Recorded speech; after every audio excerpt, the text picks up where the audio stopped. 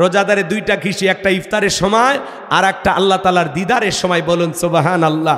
যারা সারাদিন সকাল থেকে সন্ধ্যা পর্যন্ত না খেয়ে থেকে ইফতারি নিয়ে বসে থাকে, এই রোজাদারের মজা। আর যারা সারাদিন রোজা না থাকে বেরোজাদার ইফতারি নিয়ে বসে থাকে, মনে হয় সোর সোর ভাব লাগে। অতএব আসুন রমজান মাসের সিয়াম আমরা পালন করবো তো ইনশাল্লাহ। মা বোনের আবার রোজার বেলায় শক্ত, মাঝে মাঝে দেখেন না স্বামীর সাথে ঝগড়া লাগে, 3-4 দিন ভাত খায় না। যদি বলেন ময়নার মা একটু ভাতটা খাও, শোনা এত রাগ করো না, কয় তুমি খাও, তোমার দরিয়া ভরাও, আমি খাবো না। মহিলা মা বোনদের জন্য বরাবরই যে কথা বলি, আমার মা বোন যারা বসে আছেন, মা আপনাদের আমল কম দাম বেশি, 4টি আমলে 8টা জান্নাতের দরজা খোলা। 1 নাম্বার ফরজ সালাত আদায় করতে হবে, 2 নাম্বার রমজান মাসে রোজা রাখতে হবে। সামনে রমাদান, আমাদের সবাইকে প্রস্তুতি গ্রহণ করতে হবে। রমজান মাস হলো মুমিনের ইবাদতের মাস, বোনাসের মাস, ইবাদতে কাটানোর মাস। কথা বলেন ঠিক কিনা? রহমত মাগফিরাত নাজাতে ভরা রমাদান। কথা বলেন ঠিক কিনা? একজন রোজাদারকে যদি সামান্য ইফতারি করাইতে পারেন, আল্লাহ তাআলা আপনার না আমল নামায় একটি রোজার সব দান করবেন। বলুন সুবহানাল্লাহ। সাহাবীরা বলেন, হুজুর আমরা যদি রোজা রাখার সামর্থ্য না থাকে, আল্লাহ রাসূল বললেন যদি একটা খেজুর অথবা 1 ঢোক পানি দিয়েও কাউরে ইফতারি করাও, তবু পরিপূর্ণ একটি রোজার সব আল্লাহ আমল নামায় দান করবেন। বলুন সুবহানাল্লাহ।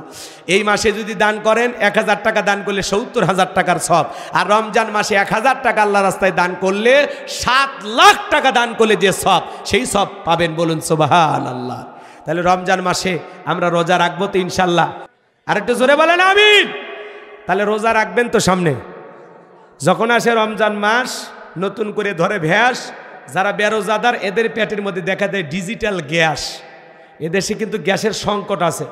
যারা প্রচণ্ড গ্যাসের কারণে রোজা রাখতে পারেন না, ওই গ্যাসের একটা লাইন বের করে দেখেন তো ওইটাতে ভাত রান্না করা যায় কিনা।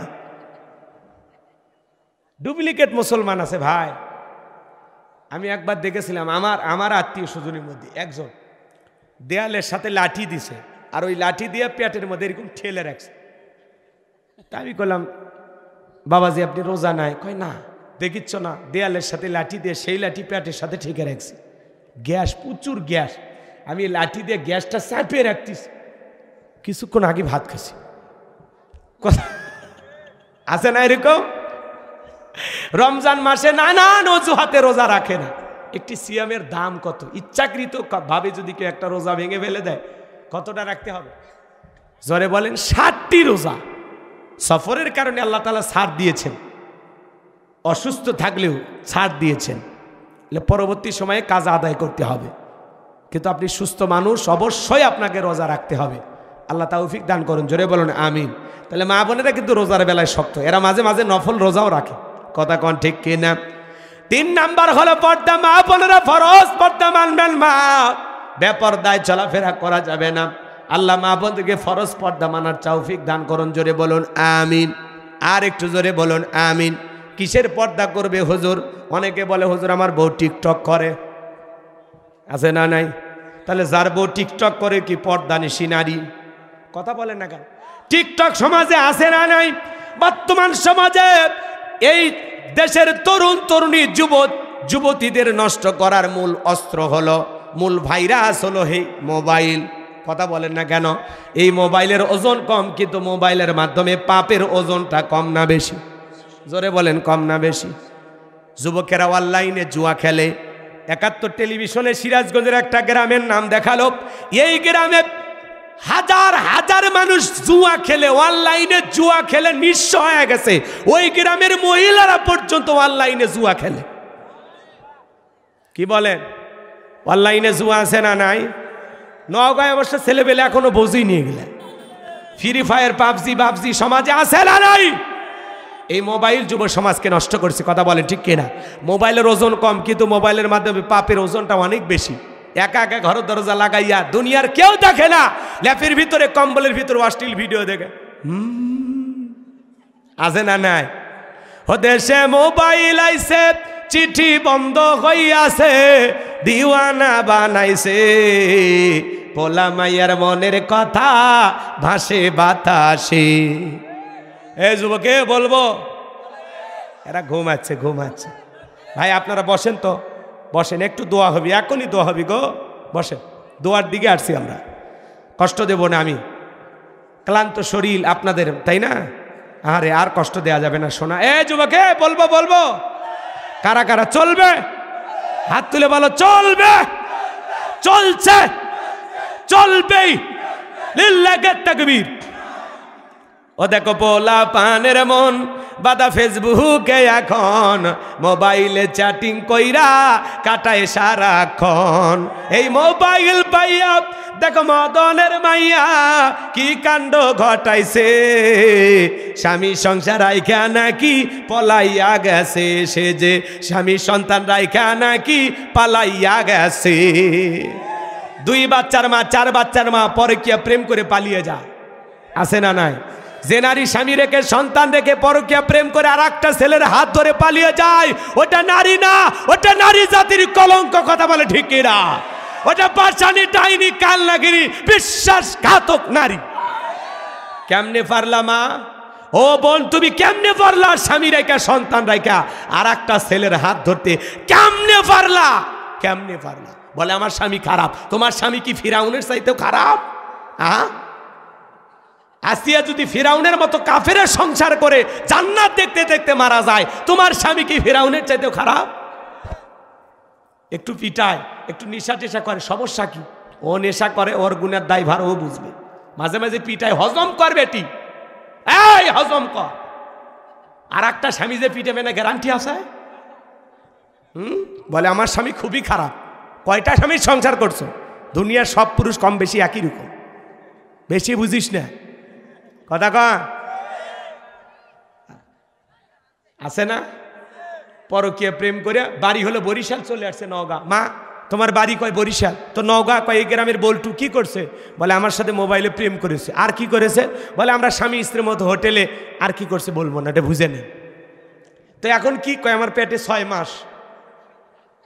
ও যদি বিয়ে করে আর আমার সন্তানের স্বীকৃতি দেয় তাহলে আমি বেঁচে থাকবো, আর না হলে আজকে ওর বাসার সামনে আমি আত্মহত্যা করে মারা যাব। তো তো মরাই উচিত। কথা কন, এরকম নারীর বেঁচে থাকার অধিকার আছে?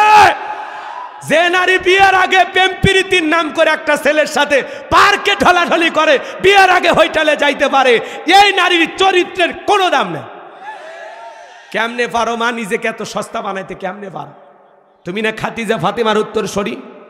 ও মা, আল্লাহকে ভয় করো। পর্দাকে বৃদ্ধাঙ্গুলি দেখাইলে নারীরা যত বেপরদায় চলাফেরা করবে তত বেশি লাঞ্ছিত হবে। পর্দা নারী সিকিউরিটি দেবে, পর্দা নারীকে নিরাপত্তা দেবে, পর্দাশীল নারীর উপরে আল্লাহ রহমত নাজিল হয়। অকরনা ফি বুয়ুতিকুন্না ওয়ালা তাবাররাজনা তাবাররুজাল জাহিলিয়াতিল উলা।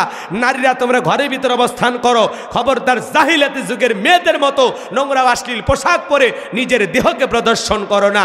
নারীরা পর্দায় থাকলে নিরাপদ থাকবে। পর্দাশীল নারীর উপরে আল্লাহর রহমত নাজিল হয়। যে নারী বোরকা পরে, পর্দা করে, নামাজ পড়ে, আল্লাহর কোরআন পড়ে, ওই নারীর পেট থেকে নামাজি সন্তান দুনিয়াতে জন্ম হয়।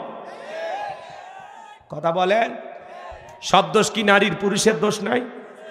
এক হাতে তালি বাজে। এ যুবক, তোমাদেরকে বলছি, তোমার স্ত্রীর সাথে যদি কেউ পরকীয়া প্রেম করে মাইনে নেবা। তোমার বোনের সাথে, কথা কয় না, এ জোরে বলো, তোমার মায়ের সাথে, তোমার মা বোন স্ত্রীর সাথে পরকীয়া প্রেম করলে যেমন মানবা না, যেই নারীর সাথে তুমি পরকীয়া প্রেম করো, স্বামী আছে, সন্তান আছে, এই অবস্থায় যার সাথে তুমি পরকীয়া প্রেম করো, ওইটাও না কারো না কারো স্ত্রী, কারো না কারো মেয়ে, কারো না কারো মা। এই নির্লজ্জ বেহায়া, কেমনে নজর গেল বল? কথা কয় না কে? এখন নিজেরটাই গেছে, এই জন্য খারাপ লাগতেছে। ও আমরা ওগুলো করি না। বেটা চল, তুমি আসো তো শোনা, একটু চুমা খাই। হ্যাঁ কয় হুজুর আমি এগুলো করি না। এই তো ভদ্র ছেলে, এরা আমাদের সমাজের আগামী নেতৃত্ব দেবে। মাশাআল্লাহ, শুনে খুশি হয়েছে সোনা। ঠিক আছে, এদিক খেয়াল করেন। তাহলে যুবক, বিয়ের আগে অবৈধ প্রেম ভালোবাসা করা যাবে না, কোনো পরকীয়া করা যাবে না। এই পরকীয়ার নামের অভিশাপ ভাইরাসে হাজারো পরিবার ধ্বংস হয়ে যাচ্ছে। কথা বলেন ঠিক কিনা? আল্লাহ জানো, বাংলাদেশে অবশ্য এখনো শুরু হয়নি, নওগাঁতে তো হয়নি, এটা ভারতের কথা বলতেছি। এ এলাকার নারীরা ভালো, সব জান্নাত থেকে পালিয়ে আসছে। রাগ করতেছেন নাকি? হতেছে টিকটক আসিয়া, টিকটক দেখেন না? টিকটক ভিডিও বানায় বউ যার বউ টিকটক ভিডিও বানায় এ তো সেলিব্রিটি, তার মানে আপনি সেলিব্রিটি স্ত্রীর স্বামী, তার মানে আপনি ভাগ্যবান। বইয়ের পায়ে দুধ ঢাইলে ওইটা দিয়ে গোসল করেন, কথা কয় না কে? বইয়ের পায়ে পানি ঢালেন, মাঝে মাঝে ওটা শরবত বানায় খান। বউ টিকটক ভিডিও করে, তোমার একটু শরম করে না? বউ কি পাবলিসিটির করা জিনিস? বউ হলো পার্সোনাল জিনিস, একা দেখার জিনিস, ঢাইকা রাখার জিনিস। আমার বউ আমি দেখব। যারা বইয়ের ছবি ফেসবুকে ছাড়ে এরা ছোট লোক, এদের রুচিতে সমস্যা, কথা কর ঠিক কিনা? বইয়ের ছবি ফেসবুকে ছাড়ে, কত বড় বোকা। বলে প্রিয় তোমার সাথে ফুচকা খেতে চাই, খাবার কিছু খা, ঝাল হচ্ছে কিনা সেই খবর আমাদের কাছে নিবে চাস? হ্যাঁ, তোরা দুইজনে খা। ফেসবুকে ছবি ছাড়ে, বউকে নিয়ে ফুচকা খেয়ে বেড়াচ্ছে। বউকে নিয়ে কক্সবাজার ঘুরবে গেছে, এক পাগলা ঘোড়ার ওপর বউ তুলে দিছে, দিয়ে ছবি তুলছে, সেই ছবি আবার ফেসবুকে ছাড়ছে। স্যারে লেখছে প্রিয় তোমার সাথে কক্সবাজারে ঘোড়ার সাথে একদিন, কথা কয় না কে? মানে পাগল ছাগল দিয়ে দুনিয়াটা ভরে গেছে, কথা কন ঠিক কিনা? তাহলে বইয়ের ছবি ফেসবুকে ছাড়লে অবশ্যই একটা কবুল হজের সব, সুবহানাল্লাহ বলবেন না? সব না গুনা, তাহলে ছবি ছাড়া যাবে। অনেকের বউ টিকটক বানায়, একটা নুডলস রান্না করে মহিলা, তারও টিকটক ভিডিও বানায়। হ্যালো বন্ধুরা, দেখেন কিভাবে নুডলস রান্না করতে হয়। প্রথমে সবিনের তেল দিবেন, এরপরে আপনারা তেজপাতা দিবেন, তারপরে আমার গালে একটা থাপ্পড় মারবেন। এরকম মহিলা আছে না? নাই। নুডলস রান্না করে, তারও ভিডিও করে। স্বামী একটু ঘুমাচ্ছে, মাথা নাড়ে আর বলে স্বামী আমার কাছে দামি, স্বামী আমার জান্নাত, স্বামী আমার ভালোবাসা, স্বামী আমার ভাবনা, স্বামী আমার স্বপ্নের ঠিকানা। টিকটক বানান শেখ, স্বামীকে লাত্তি মেরে কয় যা কন্টেন্ট তৈরি হয়ে গেছে, কথা কন। এরা এখন ফেসবুকের বউ হয়েছে, টিকটক বউ হয়েছে, কথা কন। এরা সত্যি সত্যি স্বামীকে ভালোবাসে না, কথা কন ঠিক কিনা? ওদের সে টিকটক আসিয়া সব গেল বাসিয়া, সিদ্দিক সোরা নায়ক হইছে আইডি খুলিয়া, হিরো আলম নায়ক হইছে। হ্যাঁ হ্যাঁ, হিরো আলম চেনেন না? হাই রে শিল্পী রে ভাই, কি গান কয়! ওর গান শুনে সত্যিকারে যারা শিল্পী এরা আত্মহত্যা করে মারা যাবার চায়। যেটা কি গান, সি সি নানি, সি সি নানি, কি আজে বাজে গান এরা বলে যে কেমনে। হ্যাঁ, রাগ করছেন? কি কয় সি সি নানি, নানি না সি সি? আরে সি সি কিসের, এটা গান হইল। আউল ফাউল গান সব বের হয়। শিল্পীর এলে শিল্পী না পাগল কিচ্ছু খুঁজে পাওয়া যায় না। আল্লাহ যেন এই সমস্ত শিল্পীদের হাত থেকে আমাদেরকে হেদায়েত দান করে। এগুলো গান শোনার আগে এই দুনিয়ার থেকে পরকালে যাওয়া ভালো। এলে কি শিল্পী? আল্লাহ যেন এই সমস্ত অশ্লীল গান বাজনা থেকে আমাদের হেদায়েত দান করে। এটা জোরে বলেন আমিন। হিরো আলম নায়ক হইছে আইডি খুলিয়া, এই মোবাইলে হাই কি জাদু আছে ভাই, পোলা পান বুঝাছে, পড়ালেখা তুইলা রাখছে সপ্তম আকাশে। কথা বলে না কেন? এখন আর পড়াশোনা করে না, মন বসে না পড়ার টেবিলে, মন চলে যায় প্রেমের ফুল বাগানে। কথা বলেন ঠিক কিনা? এখন তো পড়াশোনা করা লাগে না, অটো পাস। এই জন্য যুবক তোমাদেরকে বলে চাই, নিজের চরিত্রের যদি হেফাজত করতে চাও, খবরদার বেপরদায় চলা নারীর দিকে তাকাইবা না। আল্লাহ বলেন কুল্লিল মুমিনিনা গুদ্দুনা মিন আবসারিহিম, আল্লাহ বলেন মুমিন পুরুষের দৃষ্টি থাকবে নিচের দিকে। আল্লাহ রসুল রাস্তা চলতেন কিভাবে জানেন? পাহাড় থেকে যেরকম মানুষ নিচের দিকে দেখে দেখে রাস্তা হাঁটতেন, আল্লাহ রসুল এইভাবে পথ চলতেন, কখনো চোখ উঁচু করে তুলতেন না। বলুন আল্লাহু আকবার। এই জন্য বাজান চোখকে নিম্নগামী করে পথ চলা লাগবে, কোনো অবস্থায় যেন নারীর দিকে আমাদের নজর না যায়। আমার নবী বলে জামাই আলী শোনো, হঠাৎ করে কোনো নারীর ওপরে যদি তোমার চোখটা পড়ে যায়, সঙ্গে সঙ্গে ফেরায় নেবা। প্রথম দৃষ্টি তোমার, আর দ্বিতীয় দৃষ্টি হলো ইবলিশ শয়তানের। কথা বলেন ঠিক কিনা? তার মানে ইচ্ছাকৃতভাবে কোনো নারীকে দেখা জায়েজ না। আর মা বোন যারা বসে আছেন, মা ইচ্ছাকৃতভাবে কোনো পুরুষকে আপনার দেখে সৌন্দর্য দেখানো যাবে না। যারা বিবাহিত পুরুষ আছেন খবরদার, আপনার স্ত্রীর সৌন্দর্য যদি 10,000 পুরুষ দেখে, ওই 10,000 পুরুষ দেখে আপনার স্ত্রী কিনে যা যা ভেবেছে, যা যা কল্পনা করেছে, যত গুনাহ হবে এর পার্সেন্টেজ আপনার আমল নামাতেও লেখা হবে। আপনার স্ত্রীকে বেপরদায় যত হাজার মানুষ দেখবে, আপনার স্ত্রীর গুনার ভার আপনাকেও বহন করতে হবে। কোনো নারী যদি জাহান্নামে যায় 4 জন পুরুষকে নিয়ে যাবে। এদিক বাবা, স্বামী, বড় ভাই, বড় ছেলে। সাবধান, এই 4টা পুরুষ যখন আপনি থাকবেন, এই 4 পুরুষের জায়গা থেকে আপনাকে দায়িত্ব পালন করা লাগবে। আমার মেয়ে যখন আমার ঘরে থাকবে, বাবা হিসাবে আমার দায়িত্ব আমার মেয়েকে আল্লাহর বিধান ফরজ পর্দার ভিতরে রাখা। এই কথা কন নাকি আপনারা? স্ত্রী যখন আমার ঘরে আসবে, আমার দায়িত্ব আমার স্ত্রীকে পর্দায় রাখা। আর আপনি বন্ধুর সামনে নিয়ে যা বলেন, দোস্ত এই যে এটাই তোর ভাবি, ওই মুসলিমগঞ্জে বাড়ি, চিনিসটা? হ্যাঁ, এর সাথে তো কলেজে আমি লাইন মারিছিলাম। হ্যাঁ, মিলে গেছে দোস্ত, দোয়া করিস। তোর ভাবি কিন্তু পূর্ণিমার মতোই, কিন্তু আমি নাইকে বানাচ্ছি না। আছে না বদমাইশ, নিজের বউকে বন্ধুকে দেখায়। এরা কি কথা কন না কেমন? আচ্ছা বলেন, জায়েজ আছে? থাকলে সেটা কন, আমিও দেখাবো কাল থেকে। এই জন্য ভাই, আমরা বেশি ফ্রি হতে হতে এমন ফ্রি হছি, কয়েকদিন দেখি আমার বউ আমার বন্দুক নিয়ে ঘরে, আমার বউ আমার বন্দুক নিয়ে ঘরে। আছে না এরকম? আল্লাহ যেন আমাদের একটু হেদায়েত দান করেন, একটু জোরে কন আমিন। তাহলে স্বামী হিসাবে আপনার দায়িত্ব আপনার স্ত্রীকে পর্দায় রাখা, ভাই হিসাবে আপনার দায়িত্ব আপনার বোনকে পর্দায় রাখা, বড় ছেলে হিসেবে দায়িত্ব মাকে পর্দায় রাখা। আমরা যেন এই আমলগুলো করতে পারি, আল্লাহ যেন তৌফিক দান করে, আমাদের ঘাড়ে অর্পিত দায়িত্ব আমরা যেন পালন করতে পারি। জোরে কন আমিন, একটু জোরে কন আমিন। আর 4 নাম্বার হলো, মা বোন যারা আওয়াজ শুনতেছেন, মা স্বামীর খেদমত করবেন, স্বামীর সাথে বেয়াদবি করবেন না। যারা প্রকৃত নারী স্বামীকে সম্মান করে, স্বামীকে মূল্যায়ন করে, স্বামীকে ভালোবাসা দেয়, যারা বুদ্ধিমান নারী, এরা স্বামীকে রাজা বানায়, রাজা রানী হয়ে স্বামীর সংসার করে। কথা বলেন ঠিক কিনা?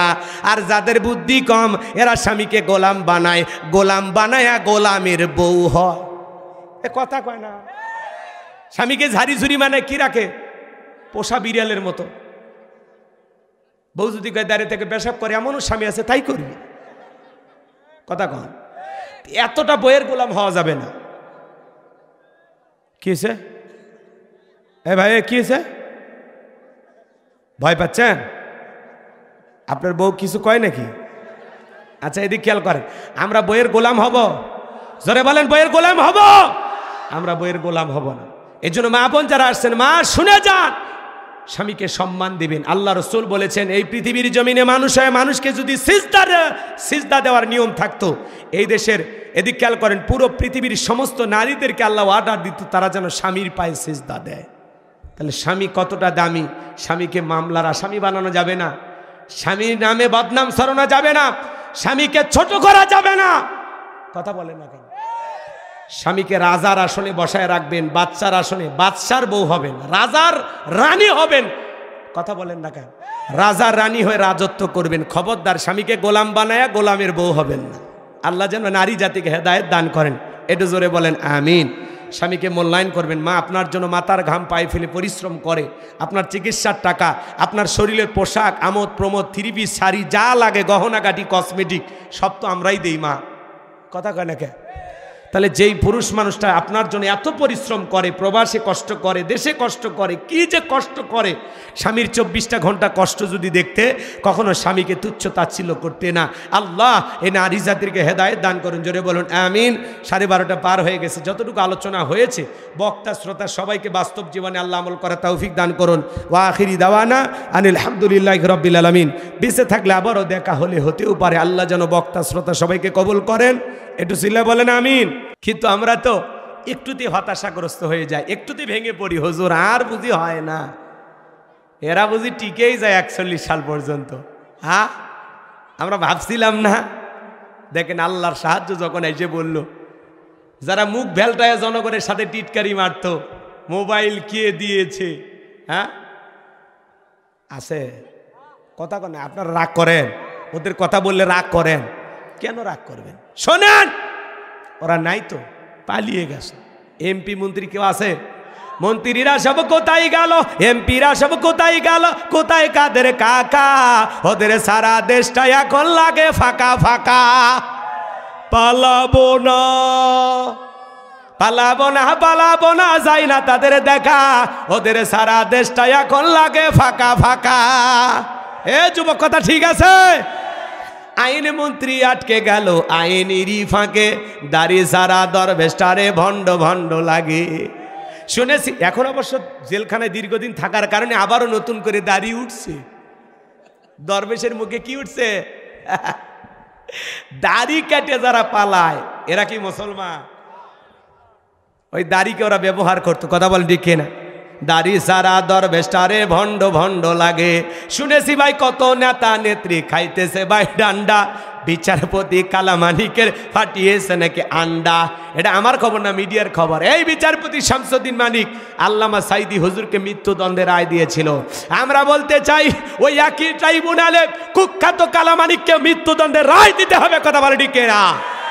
116 জন আলেমের তালিকা করে দুদকের কাছে জমা দিয়েছিল। আমার রোল নাম্বার ছিল 23, সিরিয়ালে আমি কত ছিলাম? আপনারা চেনেন না, ওরা ঠিকই জানে জিনিসটা কি। রাগ করেন নাকি? হক কথা বলেছি তার মানে বোঝা যায় ওদের কান পর্যন্ত পৌঁছে গেছে। বাতিলদের টার্গেট করা মানে কি? আপনার দাওয়াত কবুল হচ্ছে, আপনি লাইন মতোই আছেন। কথা কন। যারা আলেমদের তালিকা করেছিল বিনা তালিকায় কলার পাতায় শোয়ার ব্যবস্থা করে কে?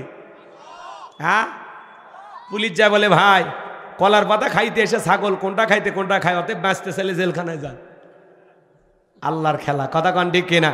পলকের ঝলক গেল, পলকের ঝলক গেল থামিয়ে নেটের চাকা, ওদের সারা দেশটা এখন লাগে ফাঁকা ফাঁকা। পলকের মুখে কিন্তু দাড়ি উঠছে এখন। গতকালকে দেখলাম কি সুন্দর দাড়ি, প্রিন্সের মতো মুখে কাটিং দিয়ে দাড়ি রাখছে। হ্যাঁ কথা কন। ও বলতেছে বঙ্গবন্ধু আমাদেরকে শিখিয়েছেন লড়াই করে বাঁচতেই হবে। আছে আছে। আরে এই মানুষগুলো কত মিথ্যা কথা বলতো। ইন্টারনেট বন্ধ করিনি, বন্ধ হয়েছে। হ্যাঁ, জনগণের এমবি, হ্যাঁ তোমরা বন্ধ করে দাও।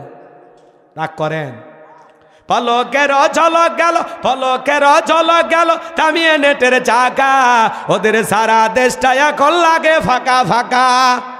কোথায় গেল সংসদেতে মমতাজের গান, কোথায় গেল হজরত বালা স্বামী ওসমান। 70 রাকাত তাহাজ্জুদ পড়তো, বিরাট বড় আল্লাহর ওলি দাবি করতো। 41 সাল পর্যন্ত টিকে থাকার স্বপ্ন দেখেছিল। 24 সালের 5 আগস্টে ভাগ্যে কি আছে আল্লাহর ওলিরা জানতো না। কথা বলেন। মাইক পেলে বলতে খেলা হবে, খেলা হবে। আজকে পুরো বাংলাদেশের মাঠ পড়ে আছে, কিন্তু ওই খেলোয়াড়রা নাই, পালিয়ে গেছে। কথা কর না গে বাজান গো, আমার মন খারাপ করবেন না। আমি যে কথা বলতে চাচ্ছিলাম, বলেন তো বাজান, আমরা মুসলমান না? মুসলমান মানে কি জানে? আত্মসমর্পণকারী। কি হুজুর ঠিক আছে? আমরা কার কাছে আত্মসমর্পণ করব? আসামি যেরকম স্যালেন্ডার করে ওই রকম আল্লাহ তাআলার কাছে আপনাকে আমাকে স্যালেন্ডার করতে হবে। শোনেন, এদিক শোনেন, জান্নাতের রাস্তা দেখে দেব। শোনেন, এদিকে তাকা। যদি আপনি সত্যি প্রকৃত মুসলমান হন, আল্লাহ কি বলেন? ওয়ালা তামুতুন্না ইল্লা ওয়া আনতুম মুসলিমুন। তোমরা মুসলমান না হইয়া, মুসলিম না হয়ে মৃত্যুবরণ করো না। তাহলে এটা কি মুসলমান? কি মনে করেন সুবিধাবাদ জিন্দাবাদ? না, প্রকৃত মুসলমান হয়ে আপনাকে আমাকে মৃত্যুবরণ করতে হবে। বাতিলের পাঁচাটা গোলাম হওয়া যাবে না, নাস্তিকদের অনুসরণ করলে হবে না।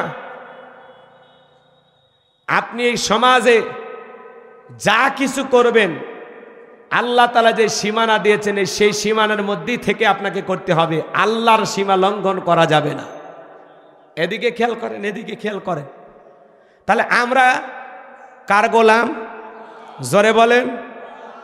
আল্লাহ রাব্বুল আলামিন বলেন ওমা খলাকতুল জিন্না ওয়াল ইনসা ইল্লা লিয়াবুদুন। আমি মানব জাতি আর জিন জাতিকে সৃষ্টি করেছি শুধুমাত্র কেবলমাত্র আমি আল্লাহর দাসত্ব আর গোলামি করার জন্য। তার মানে মানুষ আর জিন গোলামি করবে কার?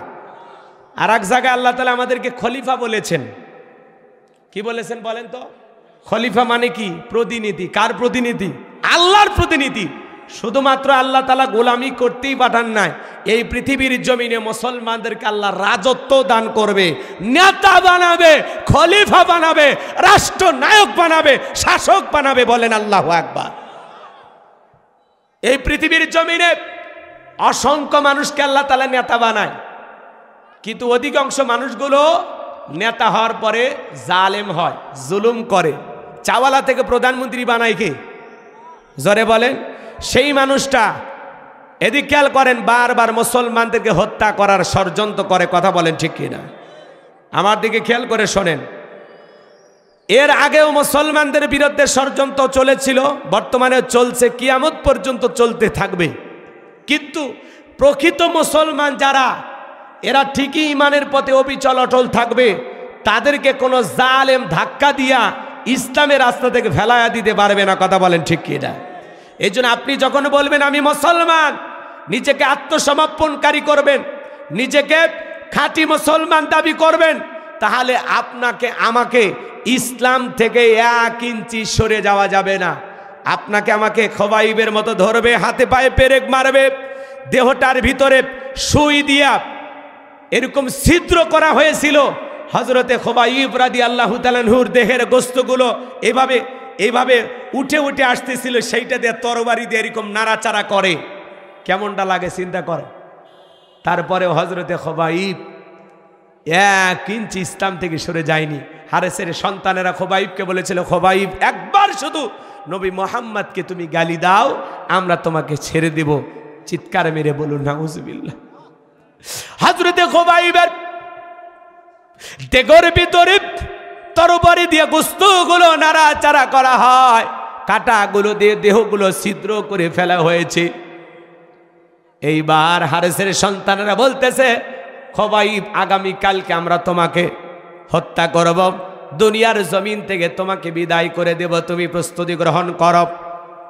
হযরতে খোবাইব রাদিয়াল্লাহু তাআলা আনহু ওই বাড়িতে থাকা একজন মহিলা, সে তখন বলতেছে, বোন তোমার কাছে কি কোনো কিছু আছে যেগুলো দিয়ে আমি শরীরের পশমগুলো একটু পরিষ্কার করব?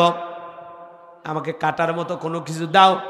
এইবার ওই মহিলাটা কাটার মতো একটা ধারালো কোনো কিছু এনে দিলেন। হযরতে এদিক খেয়াল করেন, খোবাইবের কোলে তার সন্তান। মহিলা চিন্তা করলো, হাতে একটা ধারালো অস্ত্র আছে, যদি এক টানে আমার সন্তানের গলাটা নাই করে দেয় তাহলে কি করব? খোবাইব মহিলার চেহারার দিকে তাকায়া বুঝতে পেরেছে মহিলাটা ভয় পাচ্ছে। তখন ডেকে বলে, বোন ভয় পাওয়ার কোনো কারণ নাই, তুমি মনে করো না আমার হাতে অস্ত্র আছে দেখে এটা দিয়ে তোমার সন্তানকে আমি জিম্মি করব, এমনটা ভেবো না বোন। আমরা মুসলমান কখনো দুর্বলদের সুযোগ গ্রহণ করি না। আল্লাহু আকবার। আমরা কখনো দুর্বলদের উপরে আঘাত করি না, আমরা কখনো মানুষকে ব্ল্যাকমেল করি না। ও বোন, তুমি নিশ্চিন্তে থাকতে পারো, তোমার আপন ভাইয়ের কোলে তোমার সন্তান থাকলে যতটা নিরাপদ, আমি খোবাইবের কোলে তোমার সন্তানটা থাকলেও তেমনি নিরাপদ। বলুন সুবহানাল্লাহ। সাহাবা ইকরামদের ঈমান কেমন, তারা কি ঈমানের পরীক্ষা দিয়েছিলেন? পুরোটা দেহ ছিদ্র করা হয়েছে, আগুনের আঙ্গা দিয়ে, বড় বড় সুই দিয়ে, লোহা দিয়ে দেহটা ছিদ্র করা হয়েছে। তারপরে ঈমান ছাড়েনি। আমার ভাইয়েরা, হারিসের কন্যা ডেকে বলেন, সে যখন ঈমান গ্রহণ করেছিল, খোবাইবের শাহাদতের পর তাকে জিজ্ঞাসা করা হয়েছিল, আপনি কেন ঈমান এনেছেন? ডেকে বলে, শোনেন, খোবাইবের যখন অপরে আমার ভাইয়েরা নির্যাতন জুলুম করত, একটা অন্ধকার রুমের ভিতরে তাকে বন্দি করে রাখা হয়েছিল। আমি মাঝে মাঝে যখন জানালা দিয়া তাকায়া দেখতাম খোবাইব আঙ্গুর খাইতেছে, তখন তো আঙ্গুরের মৌসুম ছিল না। এমন আঙ্গুর খোবাইব খাইতো যেই আঙ্গুর জীবনে কোনোদিন আমি আমার চেহারা আমি আমার নজরে দিয়ে দেখি নাই। বলুন সুবহানাল্লাহ। তার মানে এদিক খেয়াল করেন, হযরত খোবাইবকে এই আঙ্গুর খাওয়ায় কে? এটা জোরে বলেন। এটা কি দুনিয়ার কোনো বাজারের আঙ্গুর নাকি জান্নাতের আঙ্গুর? সুবহানাল্লাহ বলেন। এই জন্য আপনি যখন ঈমানের পরীক্ষা দেবেন, আল্লাহর সাহায্য আপনার উপরে আসবে। কথা বলেন না কেন? আল্লাহর সাহায্য আসবে, আল্লাহর ফেরেশতা দিয়ে আল্লাহ আপনাকে সাহায্য করবেন। হযরত খোবাইব রাদিয়াল্লাহু তাআলা আনহু তাকে কাফেররা বেঈমানেরা নিয়ে চলে গেল। মরুভূমিতে হাতে পায়ে পেরেক মারা হয়েছে। ডেকে বলে খোবাইব একটা বার শুধু নবীকে গালি দাও, নবী মুহাম্মদকে অপমান করে একটা বার তুমি গালি দাও, এখনই তোমাকে আমরা মুক্ত করে দেব। হযরতে খোবাইব ডেকে বলে ও হারেসের সন্তানেরা শুনে নাও, নবীকে গালি দেওয়ার বিনিময়ে এমন সুন্দর জীবন আমি কখনো চাই না। আমি নবীর জন্য জীবন দিতে প্রস্তুত, কিন্তু আমার নবীকে ছোট করে অপমান করে কিয়ামত পর্যন্ত আমাকে এরকম নির্যাতন জুলুম করলেও একটিবার আমি আমার নবীকে গালি দিতে পারবো না। আমি নবীর সম্মান রক্ষা করার জন্য, নবীর ইসলাম মানার জন্য জীবন দিতে প্রস্তুত, কিন্তু নবীকে সামান্য অপমান করে একটি ছোট্ট গালি দিতেও রাজি নাই। বলেন আল্লাহু আকবার। আর একটু জোরে বলেন আল্লাহু আকবার। এইবার বেঈমানেরা তাকে দুনিয়ার জমিন থেকে বিদায় করে দিলেন, শাহাদাতের পেয়ালা পান করলেন। তারা দিয়েছিলেন ইমানের পরীক্ষা। ইমানের পরীক্ষা কারে বলে? সাহাবায়ে কেরামদের কাছ থেকে শিখতে হবে। আল্লাহু আকবার বলেন। এক কাপড় দিয়ে স্বামী স্ত্রী দুইজন নামাজ পড়েছেন, ইমানের পরীক্ষা কারে বলে? আপনার পোশাকের অভাব নাই, তারপরে আজান হওয়ার পরে মসজিদে আপনি যান না। হ্যাঁ, আজান শোনার পরে আপনি যদি দুনিয়াতে মসজিদে না যান, তাহলে বলেন তো আপনি মরার পরে যে জান্নাত আশা করেন কিভাবে? কিভাবে জান্নাত আশা করেন?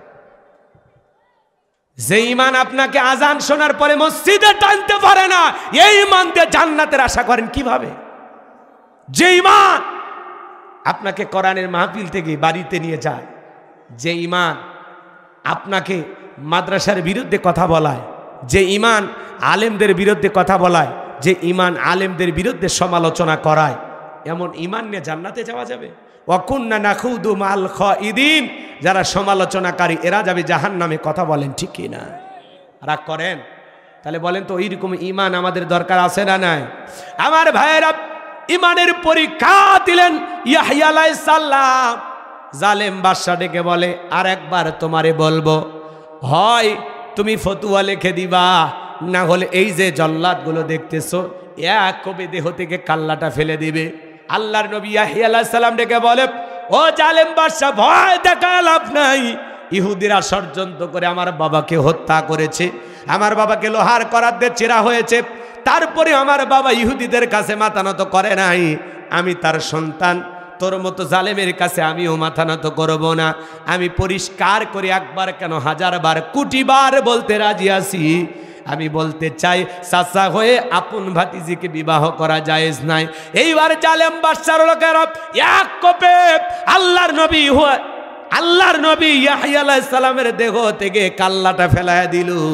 ওই কাটা কাল্লা থেকে আওয়াজ আসে, ও জালেম বাদশা শুনে নাও, জেনে নাও, শেষবারের মতো বলে যায় চাচা হয়ে আপন ভাতিজিকে বিবাহ করা জায়েজ নাই।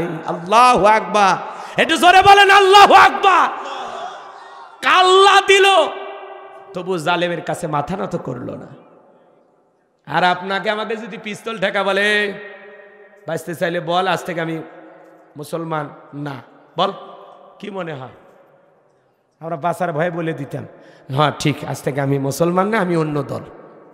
কথা কয় না কে? রাগ করে? ওই যে আগেই বললাম, অবস্থার বেগতি দেখে দাড়ি ছাটি, আমরা দাড়ি কাটি, টুপি ফেলে দেই, প্যান্ট শার্ট পরে ঘুরি, তাল মিলে চলি। কোন জায়গায় তাল মিলাইলাম বলেন না তো? তাল মিলায় চলি না আমরা। হুজুর কি করবেন, বাঁচতে হলে অনেক সময় এদের সাথেও মিশতে হয়। হ্যাঁ, আছে না নাই? আল্লাহ যেন এরকম ইমান না, যেই ঘটনাগুলো আমি আপনাদেরকে শোনাইলাম, এই ঘটনার দ্বারা কি আপনাদের ইমান একটু হলেও তাজা হয়েছে? কথা বলেন। সময়ের মতো, হজরতে খোবাইবের মতো, এদিক খেয়াল করেন, হজরতে বেলালের মতো, আল্লাহর নবী জাকারিয়া আলাইহিস সালামের মতো, ইয়াহইয়া আলাইহিস সালামের মতো আমরা জীবন দিতে প্রস্তুত। তারপরেও 1 ইঞ্চি ইসলাম থেকে সরে যাব না। এরকম ইমানের পরীক্ষা দিতে রাজি আছেন তো ইনশাল্লাহ? কারা কারা হাত তোলেন তো শেষবারের মতো? আল্লাহ আপনাদের কবুল করুন। চিল্লা বলুন আমিন। আর একটু জোরে বলুন আমিন। এই জন্য আল্লাহ তাআলা বলেন, আহসিবান নাসু আইয়ুতরাকু আইয়াকুলু আমান্না ওয়াহুম লা ইফতানুন। মানুষেরা কি মনে করেছে ঈমান এনেছি কথা বললেই তাদেরকে ছেড়ে দেব, আমি তাদেরকে পরীক্ষা করব না? ওয়ালাকাদ ফাতান্নাল্লাযীনা মিন ক্বাবলিহিম ফালায়ালামান্নাল্লাহুল্লাযীনা সাদাকু ওয়ালা ইয়ালামান্নাল কাযিবিন। আমি আল্লাহ পরীক্ষা করে দেখব পূর্ববর্তীদের ন্যায় তোমাদেরকে পরীক্ষা করব ঈমানের দাবিতে কারা সত্যবাদী আর কারা হলো মিথ্যাবাদী। কি বলেন? আপনারা পরীক্ষা দিতে প্রস্তুত আছেন তো ইনশাআল্লাহ? রাজি আছেন তো ইনশাআল্লাহ? আল্লাহ আপনাদের কবুল করুন, জোরে বলুন আমিন। এই জন্য মুসলমানের মতো বীর পুরুষের মতো এই দুনিয়ার জমিনে বাঁচার চেষ্টা করবেন। কোনো জালেমের কাছে, কোনো বেঈমানের কাছে মাথা নত করা যাবে। আমরা মুসলমান, আমরা মুসলিম জাতির পিতা ইব্রাহিমের সন্তান, যে ইব্রাহিম আলাইহিস সালাম হাসতে হাসতে নমরুদের আগুনে পুড়তেও রাজি, কিন্তু নমরুদের কাছে মাথা নত করেনি। কথা বলেন ঠিক কিনা? আমরা ইসমাইলের ভাই, যে ইসমাইল হাসতে হাসতে ছুরির নিচে জবাই হইতেও রাজি, এরপরেও কখনো শয়তানের সাথে আপোষ করেনি। কথা বলেন ঠিক কিনা? এরকম ইমানদার হওয়ার দরকার আছে না নাই? জোরে বলেন। আল্লাহ যেন আমাদের সবাইকে ইব্রাহিম খলিলুল্লাহর মতো, ইসমাইলের মতো, মা হাজেরার মতো ইমান দান করেন। জোরে বলুন আমিন। আর একটু জোরে বলুন আমিন। আল্লাহুম্মা সাল্লি আলা মুহাম্মাদ ওয়া আলা মুহাম্মাদ কামা সাল্লাইতা আলা ইব্রাহিম ওয়া আলা আলি ইব্রাহিম ইন্নাকা হামিদুম মাজিদ। আল্লাহুম্মা বারিক আলা মুহাম্মাদ ওয়া আলা আলি মুহাম্মাদ কামা বারাকতা আলা ইব্রাহিম ওয়া আলা আলি ইব্রাহিম ইন্নাকা হামিদুম মাজিদ। বেঁচে থাকলে আবারও দেখা হবে ইনশাআল্লাহ, নতুন কোনো বিষয় নিয়ে আলোচনা হবে। আমরা যেন ঈমানের পরীক্ষা দিয়ে জান্নাত পর্যন্ত পৌঁছাইতে পারি, এরকম ঈমান আল্লাহ আমাদেরকে দান করুন। সকলে বলুন আমিন, আল্লাহুম্মা আমিন। রব্বানা যালামনা আনফুসানা ওয়া ইল্লাম তাগফির লানা ওয়া তারহামনা লানাকুনান্না মিনাল খাসিরিন। 2 দিন ব্যাপী ঐতিহাসিক তাফসীরুল কোরআন মাহফিল মাতাসাগর ফুটবল মাঠে আজকের মাহফিলের সম্মানিত সভাপতি মাওলানা মোহাম্মদ মামুনুর রশিদকে কবুল করেন। প্রধান অতিথি আলহাজ মামুনুর রহমান রিপন ভাইকে কবুল করেন। বিশেষ অতিথি যাদের নাম আছে আল্লাহ কবুল করেন। হাফেজ মাওলানা মুফতি নূর নবী নিয়ামতপুরীকে কবুল করেন। গতকাল আলোচনা করেছেন হজরত মাওলানা আব্দুল জলিল আল হোসাইন নাটুরি, আল্লাহ তাকে কবুল করেন। আলহাজ মুফতি আব্দুল্লাহ তাহের তাওহিদি সাহেবকে কবুল করে নেন। রব্বুল আলামিন তোমার এই বান্দাগুলো আল্লাহ তাআলা, রাত্রি প্রায় 1টা বেজে গেছে, এলোমেলো ভাবে কিছু সময় পেয়েছি। যতটুকু আলোচনা হয়েছে সূরা আনকাবুতকে সামনে রেখে আল্লাহ বক্তা শ্রোতা আমাদের সবাইকে আমল করার তৌফিক দিয়া দাও। সাহাবীদের মতো ঈমান আমাদেরকে দান করো আল্লাহ। যে ঈমান নিয়ে আমরা জান্নাত পর্যন্ত যেতে পারবো, সবর ধৈর্য ধারণ করতে পারবো, সাহাবায়ে কেরামদের মতো হাজারো বাধা নির্যাতন জুলুম সহ্য করে সিরাতাল মুস্তাকিমের পথে অবিচল অটল থাকতে পারবো, এমন ঈমান আল্লাহ আমাদেরকে দান করো। আল্লাহ আজকের মাহফিলে নগদে বাকিতে যত মানুষ টাকা পয়সা দান করেছে আল্লাহ দানগুলো কবুল করে নেন। আল্লাহ তাআলা আগামী বছর আরো বড় পরিসরে মাহফিলকে আপনি কবুল করেন। আমরা যারা হাত তুলে ধরেছি অনেকের মা নাই, বাবা নাই, ইয়েতিম বানায় কবরে চলে গেছে। জনম দুঃখিনী মায়ের কথাকে ভোলা যায়, আদরের আব্বার কথাকে ভোলা যায়। যে মা 10 মাস 10 দিন গর্ভে ঠাই দিয়েছে, প্রসবের যাতনা সহ্য করেছে, 2.5 বছর বুকের দুধ পান করাইছে, ওই জনম দুঃখিনী মার কবরে আর সবটুকু পৌঁছায়া দাও। আদরের আব্বার কবরে আর সবটুকু পৌঁছায়া দাও। মা বাবার কবর জান্নাতের বাগান বানায়া দাও। রব্বির হামহুমা কামা রব্বায়ানি সগীরা ওয়া রব্বির হামহুমা কামা রব্বায়ানি সগীরা। পিতামাতা যাদের বেঁচে আছে হায়াত বাড়া দাও। আল্লাহ তাআলা আত্মীয় স্বজন যারা কবরে চলে গেছে মাফ করে দাও। 6 মাসের শিশু একটা মারা গেছে, আল্লাহ তাকে তুমি মাফ করে দিও। আল্লাহ তাআলা এই মাহফিলের অনেক সদস্য ছিল যারা টাকা দান করতো, অনেকে আজকে কবরে চলে গেছে, তাদেরকে আপনি মাফ করে দেন। বর্তমান যারা সদস্য আছে, সদস্য হবে, আল্লাহ এমন মানুষদেরকে আপনি সুস্থতার সহিত খায়াত দান করেন। আমার সাইফুল ভাই সহ যত কমিটির ভাইয়েরা অক্লান্ত পরিশ্রম করে জান্নাতের বাগানটি সাজিয়েছেন, আল্লাহ সবাইকে আপনি কবুল আর মঞ্জুর করে নেন। আল্লাহ আগামী বছর আরো বড় পরিসরে মাহফিল সাজানোর তৌফিক দিয়ে দেন। আল্লাহ তাআলা এলাকার মানুষগুলো আমাকে এতটা মহব্বত করে ভালোবাসে, প্রায় 7-8 বছর এই ময়দানে আমি কথা বললাম, তাদের ভালোবাসার কথা আমি কখনো ভুলতে পারবো না। তাদের ঋণ আমি কখনো শোধ করতে পারবো না। আল্লাহ তাআলা এই ভালোবাসা তুমি জান্নাতের বিনিময়ে কবুল করে নাও। আল্লাহ তাআলা আজকের মাহফিলকে আপনি কাল কিয়ামত পর্যন্ত কবুল করেন। যুবকেরা গান বাজনা ছেড়ে কোরআনের পথে এসেছে, আল্লাহ কোরআনের হেদায়েতের নূর দিয়ে আমাদের সকলের অন্তরগুলো আলোকিত করে দাও। আল্লাহ দূর দূরান্ত থেকে যত নারী পুরুষ আলোচনা শোনার জন্য ছুটে এসেছে সবাইকে নিরাপদে বাড়ি পর্যন্ত পৌঁছার তৌফিক দান করুন। সবাইকে আপনার রহমতের চাদরে আবৃত করুন। জীবনে আর কোনোদিন যদি এলাকার মানুষের সাথে দেখা না হয়, এই মুখগুলো জান্নাতের সিঁড়িতে পরিচয় করায় দিও। আল্লাহ এই মুখগুলো জান্নাতের সিঁড়িতে পরিচয় করায় দিও। আল্লাহ আমরা যারা হাত তুলে ধরেছি নফসের দোকায় পড়ে, দুনিয়ার মহাব্বতে পড়ে, দিনের আলোতে রাতের আধারে গোপনে প্রকাশে অনেক গুনাহ করে ফেলেছি। আল্লাহ আমাদের সকলের তামাম জিন্দিগির গুনাহগুলো মাফ করে দাও। যত গুনাহ করছি মাবুদ মোরা জীবনে, মাফ করে দাও তুমি মাবুদ। নিজে গনে আদর করে বান্দা আল্লাহ মোদের বানাইয়া, কেমনে দিবা জাহান্নামে ফেলিয়া, এ জীবনে না করিলাম বন্দেগি, গুনাহ করে কাটাইলাম জিন্দেগি। তওবা করে আবার তওবা ভাঙ্গিলাম, অবশেষে খাঁটি তওবা করিলাম। আল্লাহ আমাদের সকলের তামাম জিন্দেগির গুনাহগুলো মাফ করে দাও। ওই কঠিন ভয়ঙ্কর জাহান্নামের আগুন থেকে আমাদের মুক্তি দাও। দুনিয়ার সূর্যের তাপে আমরা অস্থির হয়ে যাই, ফ্যান এসির জন্য পাগল হয়ে যায়। ওই জাহান্নামের আগুন 1000 বছর জ্বালাইছো, ওই জাহান্নামের আগুনে 1 সেকেন্ড থাকার মতো শক্তি আমাদের নাই। আল্লাহ ওই জাহান্নামের আগুন থেকে আমাদের মুক্তি দাও। রব্বানা আসরিফান্না আযাবা জাহান্নাম ইন্না আযাবাহা কানা গরামা। রব্বানা আতিনা ফিদ দুনিয়া হাসানাতাও ওয়া ফিল আখিরাতি হাসানাতাও ওয়া কিনা আযাবান নার। আল্লাহ এই মাহফিলকে আপনি কবুল করেন। আল্লাহ এই মাহফিলকে আপনি কবুল করে নেন। আল্লাহ তাআলা যুবকেরা অক্লান্ত পরিশ্রম করে মাথার ঘাম পায়ে ফেলে জান্নাতের বাগান সাজায়। আল্লাহ প্রত্যেকটা যুবকের ঈমান খালিদ বিন ওলীদের মতো বানায় দেন, আমির হামজার মতো বানায় দেন। আর আগামী বছর এই মাহফিলকে আরো সুন্দরভাবে সাজানো তৌফিক দেন। এলাকাবাসীর উপর খাস রহমত বরকত নাজিল করেন। হিংসা বিদ্বেষ মিলেমিশে বসবাস করা তৌফিক দেন। তামাম পৃথিবীর মুসলিম উম্মাহকে হেফাজত করেন। বাংলাদেশের মসজিদ মাদ্রাসা কবুল করেন, হক্কালে ওলামা ইকরামদের কবুল করেন।